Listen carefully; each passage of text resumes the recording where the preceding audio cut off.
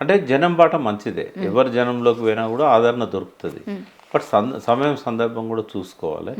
ఆమె అంతకుముందు ప్లాన్ చేసుకున్నా బాగుండేది, ఎలక్షన్ అయినాకన్నా పెట్టుకొని ఉండే. ఎలక్షన్ అప్పుడు పెట్టుకున్నా కూడా దానికి పరిమితం కావాలి ఆమె. తర్వాత అక్కడ సమస్య ఉన్నప్పుడు ప్రభుత్వాన్ని డిమాండ్ చేయాలి. ఆమె ప్రభుత్వాన్ని రిక్వెస్ట్ చేస్తుంది, పాత ప్రభుత్వాన్ని క్రిటిసైజ్ చేస్తుంది. అది కూడా జూబ్లీహిల్స్ పోలింగ్ సమయంలో.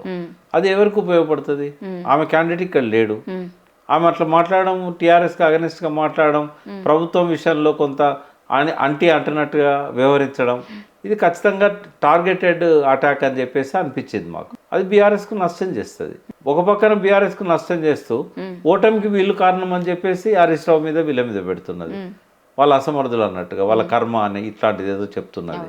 అంటే ఏదన్నా కానివ్వండి, ఆమెకు తన గమ్యం పట్ల, తన గమనం పట్ల ఒక క్లారిటీ ఉండాలి. ఆమెకున్న మెచ్యూరిటీ సరిపోదు రాజకీయాలలో ఎదగడానికి. కేసీఆర్ ఉన్నాడు కాబట్టి ఎంపీ టికెట్ ఇచ్చాడు, గెలిచింది. ఎమ్మెల్సీ ఇచ్చాడు లోకల్ బాడీస్లో, ఇవాళ ఆమె ఎమ్మెల్సీ స్థానంలో ఉంది. ఒంటరిగా పోయి తనని తను ప్రూవ్ చేసుకోవాలి. కేసీఆర్ సపోర్ట్ లేకుండానే కాదు, కేసీఆర్ను విమర్శించుకుంటా ప్రజల లోపల ఒక స్థానాన్ని సంపాదించాలంటే ఆ చిన్నపిల్లల ఆట కాదు. ఆ మెచ్యూరిటీ ఆమెకు లేదు.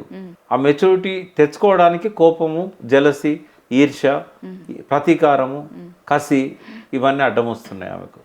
ఆమె ఎదగాలనుకుంటే ఒక మంచి మెంటర్ని పెట్టుకోవాలి. నోట్లోకి వెళ్ళి ఒక మాట పోతే మళ్ళీ తిరిగి రాదు. అది కుటుంబాన్ని బాధించవచ్చు, ప్రజలను బాధించవచ్చు.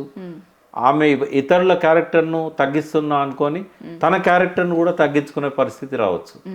అట్లా పోయే వాళ్లకు వెనకాల ఒక మెంటర్ లేకపోతే, ఇంకెవరి ఒత్తిళ్ళ వల్లనో పోతే నష్టం అయ్యేది ఆమెకు, భవిష్యత్తు నాశనం అయ్యేది ఆమెది. అది ఆమె గ్రహించాలి.